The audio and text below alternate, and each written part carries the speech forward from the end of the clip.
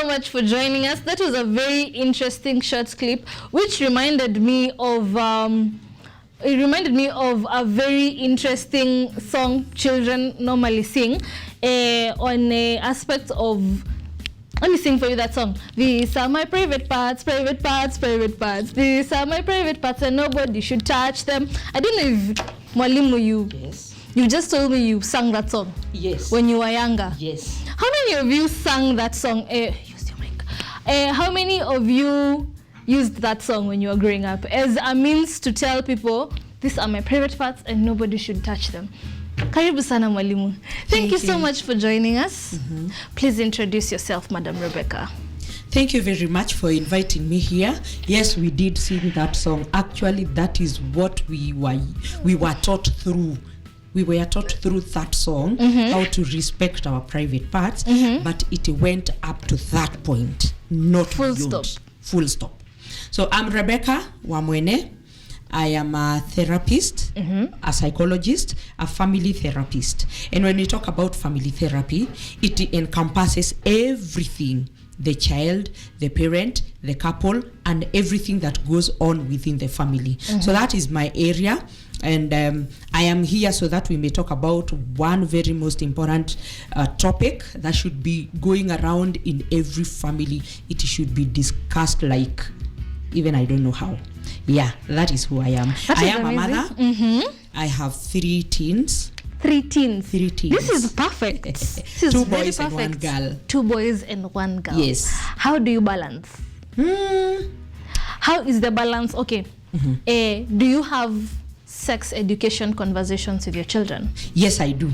I do have sex education with my children, and I started having them from a very, very early stage.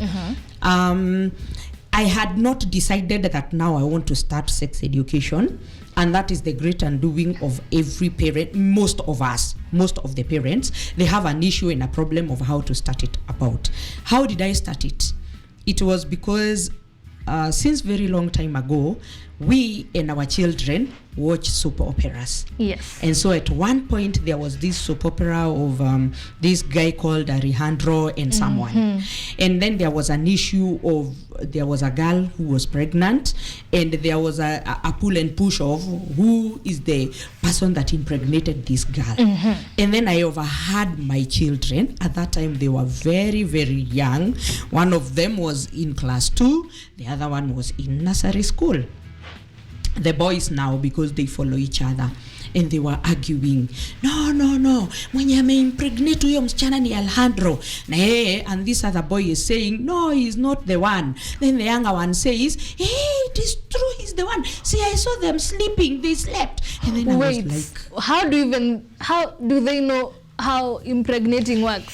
so you see, they have been following the soap opera. Yes. See, now they know this lady is pregnant. Yes. And now the conversation here, the pull and push, is who impregnated this lady. And so their conversation goes around like, yes, this small one says, I saw them sleep. See, they slept together. Walilala. So I was like, okay. Walilala. Okay. So what do these children know about kulala? That Apart gets from the people kulala pregnant. kawaida that we know, pulling your blanket on your head and sleeping. So there is something they know beyond that. That you don't know that they know. Yes. And that triggered me very much. And we discussed it with the father. And I told him what I had during the day. We need to pull up our socks. And that is how we started now the sex education. Okay. Yes. Because I remember growing up, when we would watch soap operas with our parents, it would get to a point, small things like kissing. Everyone would be like this. They go kiss everyone. Ama suddenly you start kuulizia na mmepika. Na gazeti ya jana kuna mtu ameiona. Until that particular scene ends. Until that particular scene ends is when now we get back to normal programming. Yes. So sex education, how early should it be introduced to children? Yeah. So first of all, I should say a very easy explanation without going academic. Sex education entails every aspect of life of a human being. That is psychological, sociological, physiological, emotional, spiritual, everything about a human being. By the way, I usually say a human being is wired sexually. Actually, look at even God when he created everything. When he thought of the human being, he thought of sex. Yes. So he wired the human being sexually.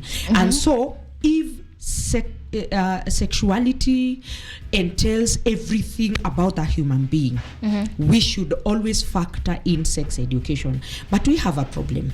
Every time we talk about sex education, a majority of the people will start thinking that when we are talking about sex education, we are talking about sexual intercourse. You're teaching children sexual intercourse. Yes, which should not be the reality. Sex education or sexuality education should help that person to know themselves, their values, morals, the do's and the don'ts. How far should I go? At what point? What is wrong now? What is wrong? What is not wrong in future? Like now the song we have sung, these are my private parts. I said we were taught that song up to there.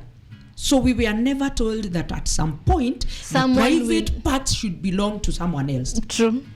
So you realize that when people get into marriage, I don't know whether it still happens now, but them days I used to hear stories. You're still at the point of nobody should touch them. Yes, so they go for honeymoon.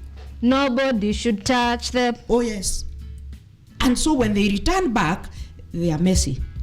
Because they were never told that at some point, your private part ceases to be your.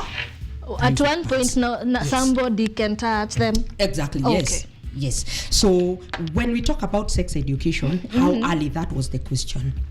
It should be as early as that child begins to comprehend. Now, how early is that? 5 years, 6 years, 7, 5, 4? It should be as early as maybe when a child starts comprehending things is maybe at 2 years. 2 years. Or even some of them comprehend earlier. If you can be able to tell a child, pick this one and put there, and they're able to do it. Now, I am a mother to a 2-year-old daughter. Yes. And my daughter can tell you things like hug, kiss Mimi, nipe, shika. So how do I introduce nobody should touch them to this 2-year-old girl? Good. You begin by the song. Okay, I don't want to say that the song is not correct. It is correct, but not to everybody. We all know that we understand things differently. Yes. We comprehend things differently. So you begin by wanting to know, when this child is telling me, hug me, kiss me, how much do they know of the hugs and the kisses? Begin from what they know and then bring what you know. Lest you start telling them of things they already know, and maybe they know it very differently, and you're here telling them in a very shallow manner. That is why I said the song must not fit everybody. Oh. It must not fit everybody, because like now you see, we talk about, when we talk about child development, we talk about the nature. The nurture will even entail the environment. I grew up in the village, rural, uko ndani kabisa, where even the walking style determined where you walked and with whom you met. The walking style. There is a way you wouldn't walk if you know you're meeting with an elder. There's something you could be doing and you're just playing on the road, you see elders and you disappear. How about today? In the urban... Habari ya mkubwa. Exactly, yes. In the urban centers, we have our children who will listen to Maisha ni yangu. Shughulika na yako wako. Sipangwingwi. And I know you have listened to the details of the song. Yes. So it is so detailed, and you meet with a 3-year-old. Yes. Spangwingwi. There's a place where we went a while back. Yes. Where children go to play swimming and all that. And the DJ could play these songs. Oh, yeah. And all the children in that place were singing along. Yes. So get to listen to that child. And you know, we have a problem of imagining huyu ni mtoto hawezi elewa chochote. That is in your mind. So let me ask you, in regards to just the same statement, do you think the exposure to the kind of exposure that children are getting, they're exposed to the internet, to the TV, to whatever they are listening to on the roads, everything they are exposed to, does it play a big role A very in the kind huge of one. information they partake? A very huge one, because we usually talk about the mental diet. Yes. When we talk about the mental diet, it is what you see, what you smell, what you touch, all the 5 senses. They feed your brain. So our children are getting fed as young as when they are born. The first voice they hear is either the voice of the spangwingwi or the voice of war, or that is what they take in first the day they are born, and they are presented to their families. That is what they get. So they start internalizing and digesting those voices, those languages, those dini, and so they grow up with them. So there's no way you will come the same old way we came. These are my private parts. These are my private parts. Sense. It may not be so impactful as it was then. You need to explain, yes, these are my private parts. Do I even know the parts? Because our days, they were private and you couldn't name them.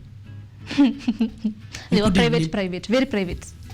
Terribly private. You couldn't name them. I used to have a house help as my children grew up. And because she was also brought up in those rural areas, she used to tell my boys, hey, funika yo karamu. Funika kalamu. What? And you know now the kalamu is the pennies. What? So one day I just bumped into it. I have come back from work and walikuwa wanaoshwa, and so I heard her tell the son, funga towel, funika yo kalamu. And then I looked at her and I was like, kalamu. So what does that mean? And then I told her, do you know tomorrow he will go to school? They will be told, toeni kalamu. And he's going to remove it. Yes. Because you have told this child, Yondo kalamu. Kalamu. So some of the parents will not even be able to name them as they're supposed to be called. But don't you remember this guy called Eric Omondi? One day in Churchill show, he said that the father used to tell him, whether it is true or it was just a content, he used to tell him, funika respect. You know, anytime akienda ni kama kukaa nude, namwambia hata tumii funika.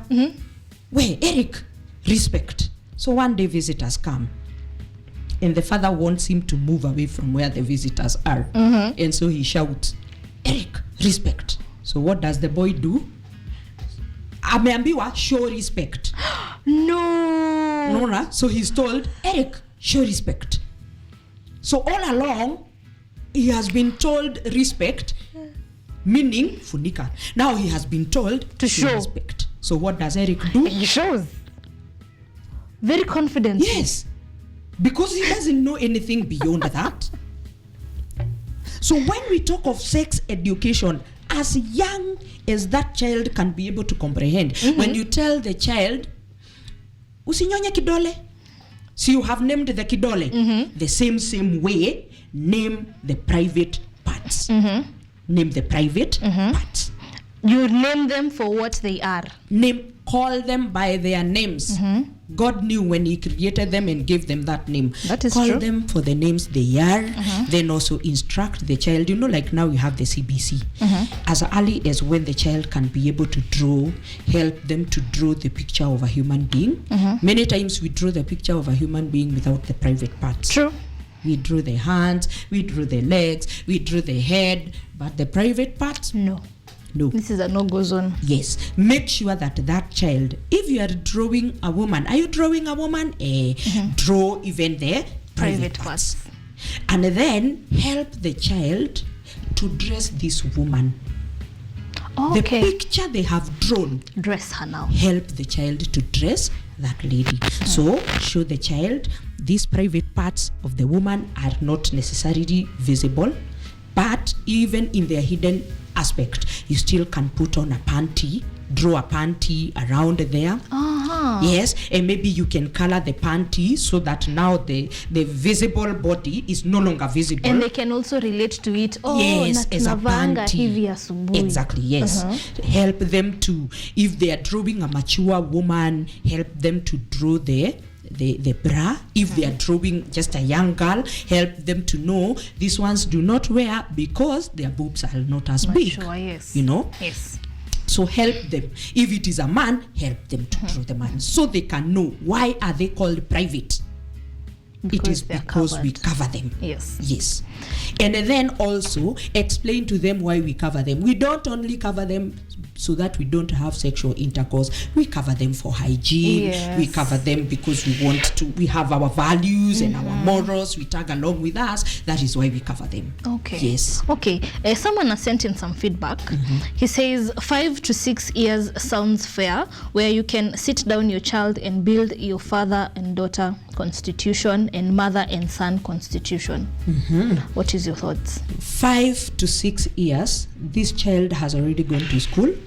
This child has already interacted with so many people in the neighborhood. They will have collected a lot of information. We grew up with a manual about sex, our own manual. And I can tell you the truth, we knew about sex very early. Much as we grew up in the village, we knew about sex very early, but we couldn't talk about it. So we grew up with a manual that can never be corrected by anybody. It can never be amended because it only belongs to us. So if I have to amend, it is I to amend. A 5-6-year-old is a grown-up child. You know, we talk about stages according to Sigmund Freud, and he talks about the stages of development of a child, talking about 0 to 1 year. I don't know if there is anything like 0, but psychologists call it 0. So 0 to 1 year, he calls it the oral stage, where the child is everything goes to the mouth. In the mouth. Then from age 1 to around 3, the anal stage. Then there is the phallic stage, that is 3 to 6. So you can imagine if I wait for 5 to 6, when did this child start learning about their genitals? At age 3. Yes, they have known, and even not even in age 3. It's even earlier. It's earlier. Being a parent, I have observed children grow. Put them on a potty. I can give you a very valid example of mine at this particular time. Yes. She's 2, like I said. She knows now that she can pee and she can go for long calls. Yes. To the extent where, even if you don't put her on a potty, when she wants to go for a short call, she'll feel that sensation and she'll come and tell you, Mommy, shoo shoo. And when she goes for a long call, she'll hide. Anaendanga hata huko mnashindwa ameenda wapi. She'll go hide, and if you're in a public place, she'll stand behind a chair just to hide. Akimaliza biashara yake, then she shows up. So she's understanding that there is something going on. I may not be able to understand what is going on, but there is something going on. And then again, you know, those are erogenous areas whereby maybe she's deriving some enjoyment. Even as they go to the toilet and empty their bowels, they are deriving some enjoyment they cannot necessarily be able to explain. So if I wait for them to mature, they will have absorbed a lot of information that may give me a problem to address and help them maybe offload and remove that which they have known all along. What we should be talking about here is the content. What content do I give a 2-year-old? What content do I give a 5-year-old? What content do I give a 10-year-old? Of course, the content of the 2-year-old, and that is why I said you need first of all to know what do they know about it. Like now, when I found them discussing that at that particular age, in the evening, because it was in the morning, they were being prepared to go to school. So in the evening, we are coming again to resume. So before to resume, I just dropped a bombshell and I said, me, do you know, I'm just wondering who impregnated so and so. I'm really wondering. And then the debate became very heated. And I was telling him in the morning, it is so and so. And this one, I listened, and you know, now they're discussing freely. I listened. You see, Yeah. so that you can be able to know what is it they know, so that you don't give them information that is too heavy for them. Yes. Or you give them information that is too little. They are looking at you like, you Okay. think that is all we know? Now, Yes. which I wanted to ask, which begs the question. You've told me you have daughters and sons. Growing up, your daughter realized, I na mimi sifanani na my brothers. Yes. And the brothers realize, I na pia we don't look the same. How did you take them through, or you have not yet? I did. Hey, how don't you take them through, and now they are teenagers? And take them through the we process, have how they are the different. Oedipus complex and the Electra complex. Yes. It really happens. And even before we go there, I remember when we got our second born son, my sister came to visit me, and she had a girl of 4 years. Around 3.5, 4 years. And so now my sister came and lifted the cowboy naked. So the girl sees something hanging and she wants to, because she wonders, okay, I saw something she doesn't have a brother, or is an only child. So ameona kitu imehang, and she's wondering, and I don't have, what is this that is hanging? And so she was just about to pull, and the sister told her, no, wait, and then she really shouted to her. And I told her, you shouldn't shout, you should let her understand what is this that is hanging. She's just curious. It is curiosity. So what happened is that I used to sit them down, just like I have said, and we used to really draw. Oh, you would draw? We love doing things together. Yes. Like I have told you, we watch soap operas, and we sit even today. We watch things even in YouTube, Netflix, and then we sit and discuss what is this that you've seen in that movie. What do you think is right? What do you think is wrong? We watch, beginning from the local to the all those. So we used to really draw, and I'm telling them, draw the picture of a man. They will draw without any private part. And then draw the picture of a woman. They would draw without, and then I'm asking them, what is the difference between this and this? Because nothing. All of them, Just how do I tell this is a man? How do I tell this is a woman? And then they start discussing, tuweke huyu matiti. And then I'm asking, is this a young girl? Is it a woman? Tuweke huyu the penis. So they will be able to know now, this is a man, this is a woman. And like I said before, we did not introduce sex education to our children because of anything to do with sex intercourse. Yes. We introduced it for hygiene, for values, for them to know, for you to be complete. God created you with those parts, and they are okay. In any case, he looked at you and said, you are good. So they are okay. They're supposed to be there for these particular functions. 1, 2, 3, 4. Okay. So right from very young, they were able to know this is a man, this is a woman. Yes. How do we get rid of the stigma around this conversation? Because not so many mothers are as confident as you are with your children. Yes. Other mothers, like I'll give you a story of someone in my life. Growing up, when she was when she was in primary school, they went and learned about menstruation. A very excited class 4 girl runs home to her mother and tells her, Mom, leo teacher, the mother was also a teacher in the same school. A very excited class 4 girl runs to the mother, Mom, teacher so and so ametufundisha about menstruation. The mother told her, Haya. Okay. Sasa utanifundisha. And from that day onwards, she shut. She shut. So there was stigma, which is still there around this conversation. How do we get rid of this stigma? Getting rid of the stigma is helping people know, helping the parents know that sex education is not evil.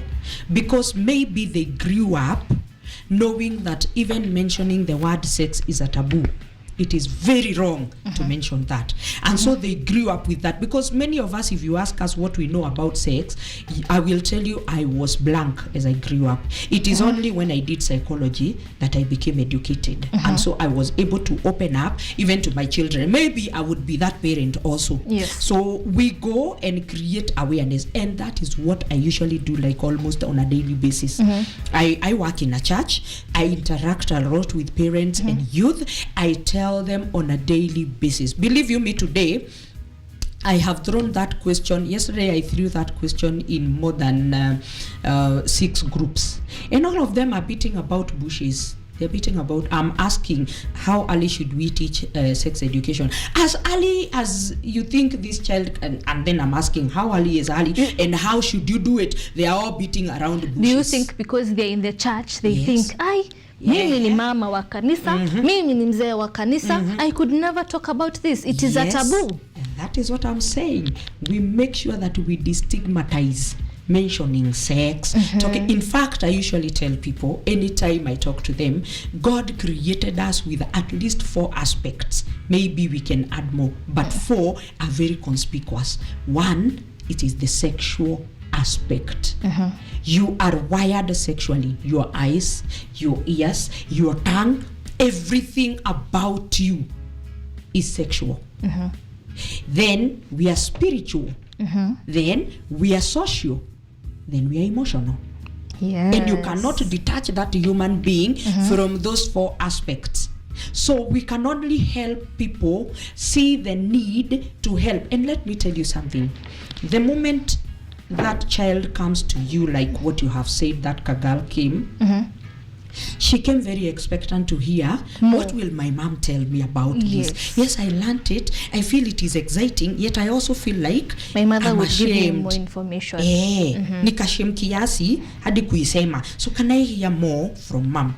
Then you block the child. That child will never open to you ever in life. Yes. But when you open up to that child, you allow them to always feel free to come and ask any question. Yes. Any question. They will know that they have come to a person. And also then, parents, it is also necessary to know you must not know everything. Let the child also know, even a parent, kuna mahali anafika, and this parent will not know everything. Yes. So it is okay to tell the child, okay, that is very good, but I don't have the full details. Give me 2 days or 3 days. That child now have known I should not be all knowing. It is only God who is all knowing. Yes. You can also do something else. Tell the child, this is too technical. Kindly, can you allow me to introduce you to a person who can explain to you better? It is okay. Yes. Growing up, my mother would tell me, my mother taught me sex education from a very young age, and she would take me in stages. If I'm 6 and I ask a very technical question, she would tell me, come back and ask me that question when you turn 9. Then maybe if I remember, at 9 years, I ask her a question. If she's in a position to answer, she answers. Maybe I'm 12, I ask another question, or I want some form of information. She would tell me, come back and ask me that question when you turn 15. Good. Like that. Yes. Like that. So exactly. That is what I'm saying. You can see how wise your mom was, that she doesn't want to give you information that is too heavy for you at this particular time, lest again you start speculating. So it is okay for you as a parent to let the child know, not at this particular, but then tell them in a nice way. Tell them in a nice way, and they will be able to understand. So the content matters. Yes. As early as you start, but the content matters. Yes. There's a daughter and a son here, a mother and a father. Who should give who the information? Mother to daughter, father to son, or vice versa? And what kind of information are they supposed to be given together with a mother and a father at the same time? At that very age, you know, you're just doing playthings like drawing, nini. everybody should be participant. But when these children start growing, a point comes when the child will start feeling ashamed, like what I said about the Oedipus and Electra. When you're explaining, the mother may not be able to completely explain to the son, so the father should take the place. The mother should take the place of the daughter, explaining what is the reason you do not have a penis, what is the reason that your brother is different from you, and how should you behave around your brother, even around your father. The father, the same case. But in the event you are a single parent, a time comes and you man up. You tell yourself, here are my children and they must learn. I will have to explain to them. That is, if you do not have a reliable male figure. Yes. I say the reliable because you have male figures whom you can't entrust your children to. True. Yes. Very reliable. Yes. Do you think that you've had the children, you've introduced them to sex education, right? It has reached a point where teenagers, they are starting to feel feminine, they're starting to feel masculine, they want to do things, they want to try things. Yes. Do you think once you've reached that point, you've grown up, you've given them information, do you think that you should put them at the disposal of contraceptives?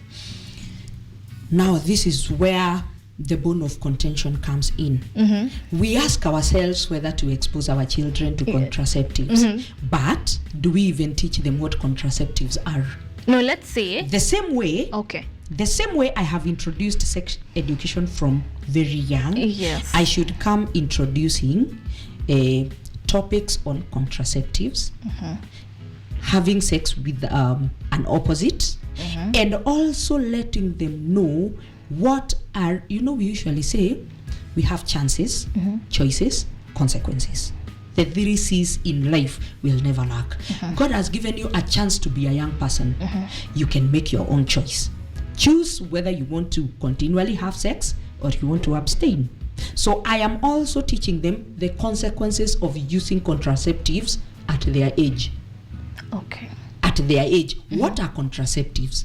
What are their consequences? What is their physical, emotional impact? What is it, And I'm also teaching them not only contraception, I'm also teaching them about relationships.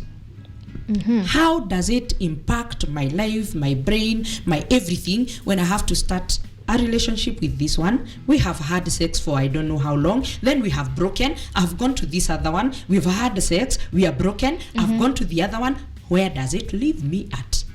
So before I even think of whether I want to use the P2s or even I want to procure an abortion or even I want to do all this, do I know the consequences of everything about this? So take them step by step. Like I said, the content. The content. Yes. Wow.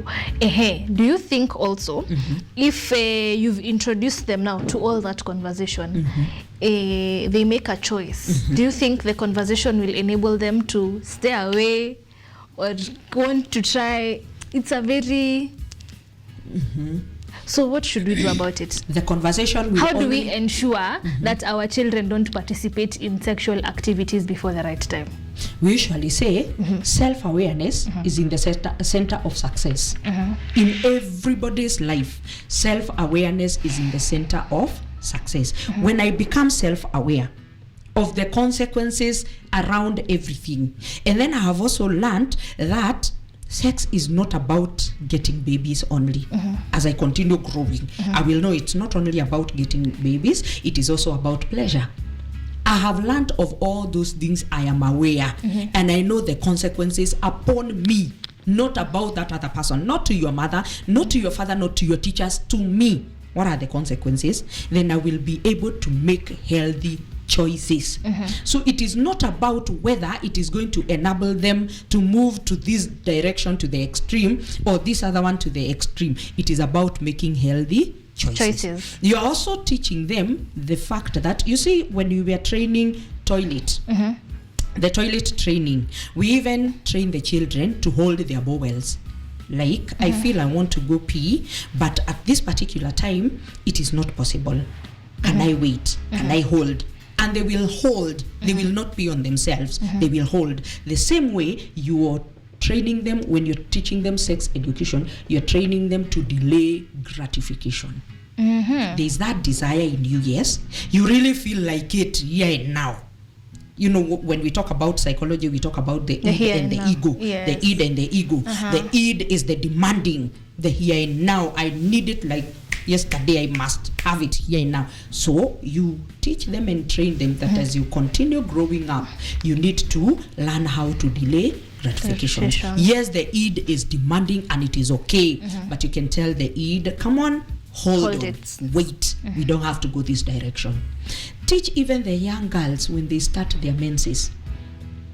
Let them know that at times when during your menses, sometimes the body could really be demanding and pushing you. You really feel, I want someone to hold me, to hug me, to do this to me. It is not evil. It is not abnormal. It is normal. It is you normal. are a human being. Yes, you are a human being. But the same way you can hold the urine if you're in a car and you move up to the destination that is where you run out, you can hold the same this way as you well. can hold it there. Yes. If sex education is introduced fully into the school curriculum, do you think it will curb teenage pregnancies? Like I said earlier, the content matters. We may introduce sex education, which is just top layer. And even the ones teaching may be of that generation that sex is a no-go zone. So you just come and teach the top layer and then you leave them to read for themselves, to explore for themselves and to do stuff. So what can stop teenage pregnancy is creating real self-awareness so that that young girl will know what is indecent touch, what amounts to rape, when should I say yes, when should I say no. You're teaching them even being assertive. My no is my no, my yes is my yes. You're even teaching them the red flags. What would I do here? And then that which I did leads to another thing that I may not be able to control. So we may not say that it is going to curb. It will depend on the kind of information we give them and who gives the information. So they can feel it is not a way of like judging them, or even you're bringing it simply because it is just in the curriculum, but you're not explaining to them and letting them know black and white, this is the way things are. So it depends on the amount of information and who delivers that information and how it is delivered to me. Okay. Yes. And also a constant walk with that child. You don't just give them today and then you disappear. It is a constant walk with that child. Yes. Don't leave them hanging. Don't. Yes. As a therapist, how does therapy and counseling come into all this conversation about sex education? How does it blend? It blends very well. Because of what I called self-awareness. I'm not leaving that word, self-awareness. So when we talk about self-awareness, every therapist, whenever you get an opportunity, you should take that opportunity to help this person gain an awareness of who they are, where they have come from, and where they want to be. When I gain that awareness, then I will be able to know, like now when I was leaving home, I needed to do a calculation. Where am I? What time will it take me to get to KU? What are the hindrances on the road that I need to avoid? The jam, everything. So I knew at what time I should leave so that I should be on time. So create self-awareness, help these people gain life skills where they can be able to self-regulate, balance their lives, be able to approach life without feeling, without judging themselves or even feeling with confidence. With confidence, yes. Yeah. As a therapist, I'd like you to give a final word to parents and teachers out there. What is this we can change? What is this we can do better?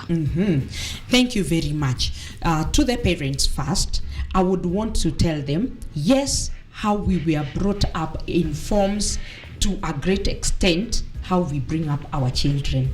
But there's always room for improvement. Don't just sit where you were brought by your parents up to. They only gave you what they knew. Go beyond where you are. And if you cannot be able to do it to your children, expose them to counselors, to therapists, let them go to seminars, and when they go, do a follow-up. Don't just allow them to go. They may be fed with information that you wouldn't ever even want to imagine. Some of them could be very spoiling. So do a follow-up. So drop that shame, drop that stigma, drop that fear. Let you know that sex is God created, it is good, it is pure.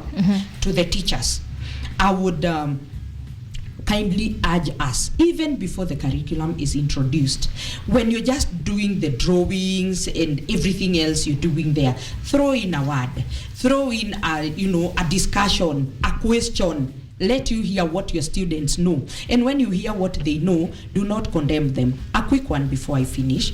When our son was in class 6, they were told to write letters to each other. And they were being taught how to write letters and go and post. So it was a coincidence, I don't know if it was a coincidence or a reality, that my son wrote a letter to a girl, and the girl wrote the letter to him. And so when the teacher saw the letters as they were going to post, she calls me and tells me, you know what, these children, I want to call them, they need to be caned, And then I asked, what are you caning them for? What mistake have they done? Yes, and they have invited each other for their birthday. I will be very happy when I see you there. And they are using even words, sweet words. Yeah, okay. How I will feel when I see you there during my birthday. And they have even told each other the date. Mine is date this. So I told the teacher, this is an opportunity for your class to learn sex education. Not only these two. This tells you there are many more who are struggling. Yes, so they for represent. the teachers, we can rise up. I know our teachers learn a bit of psychology. Use that psychology to create awareness. Yes. Now, do you offer these services now as a therapist? Yes. Do you offer these services? Yes. And some of these services, are they also well put out there? Are they easily accessible? The services I offer. Yes, you as a therapist, and also the way you said children should attend seminars. I've remembered when I was younger, I used to attend seminars. I'd like to give a big shout out to one Mr. Mombi Mbogwa. You may have heard of Mr. Mombi Mbogwa. Mr. Mombi Mbogwa used to teach sex education seminars, and it used to be very interesting for teenagers especially. And they went a long way for so many teenagers like me. Wow. So as a therapist, I offer these services. Yes. Be it individual, family, group therapy. And like I said, I work within a church. That is where I practice. Come the holiday, this holiday, I am going to roll out a program. In fact, it is already in place. Okay. A program that is going to cover sex education to the fullest for the teenagers. So where can they reach you for those parents who would want their teenagers to attend? They can reach me through 0757 92 47 18. That is number. Please give the number one more time. 0757 0757 92 47 18. I am at PCE Kariobangi South. That is where I practice from. That is Eastlands. So we are rolling out a program that is going to cover sex education, mental health, and all those. We have the Form 4s alone. When they finish, of course, they will not be Form 4s anymore. Yes. And we have these other teenagers that is from Form 1 to Form 3. They will do theirs separate. The Form 4s will do theirs separate, because now they are citizens. They will begin now navigating their love life like... You will not now tell your son, you are a student. You're no longer a student. Yes, they are now in another level where they will start now navigating. So and making their own decisions. Yes, you have to give them now a different content from the ones in high school. Yes. Madam Rebecca, this was such an interesting conversation. And before we wind up, we'd have the big question, one more time. We had the big question of the day.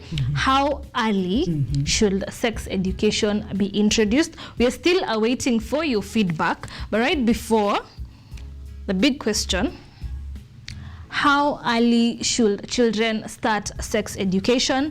Right before that, I'd like to read some of your feedback. We have Karen Blessing. Good morning, Nina. Watching from Roasters and loving the discussion on sex education. Like proper sex education should be given to your children so that they understand math. They also understand their bodies.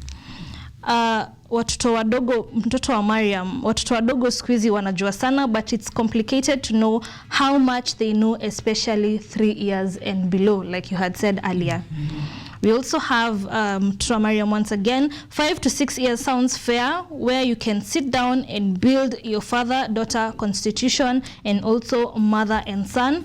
Richard Okenye, children should get sex education once they know how to talk and understand fully, guessing around 5 or 6 years. So if they can go to school to learn 1 plus 1, they can learn part plus part. That is interesting. That is that's a very interesting way to articulate it. That is a feedback. Just commenting on that statement, as early as they start talking and understanding things, that is not 5 and 6. That is talking and understanding is 3. way below. Even 1.5. Okay. 2 years. So how early should depend on your child. You know, there are early maturers and late maturers. Yes. It should depend on the parent. And that is why I'm saying the parent should be very observant, walk hand in hand with the child. Then again, also remember the type of housing we have. Some of us have got single houses, yes, whereby you will find that mtoto akienda shule, they will start saying, Mom was fighting with daddy, and they're so fearful. Ilisikia wakipiga nduru. Wakipiga nduru, bona alikuwa na mchapa, very fearful.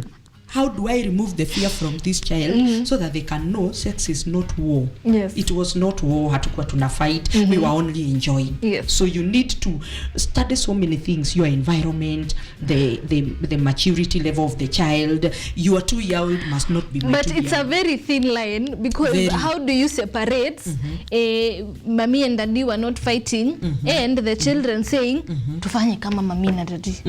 Tuliwaona tufanye kama wao. Yes. How do you? That is the reason I'm saying walk with your child. When this child goes to school and says mom and dad were fighting, or you hear the child saying so, get to sit the child down and understand what is it you're telling yourself. Nini hii uliona? Hear from them. Don't be the one telling them. Hear from what makes you think we were fighting. Then from there, pick and throw.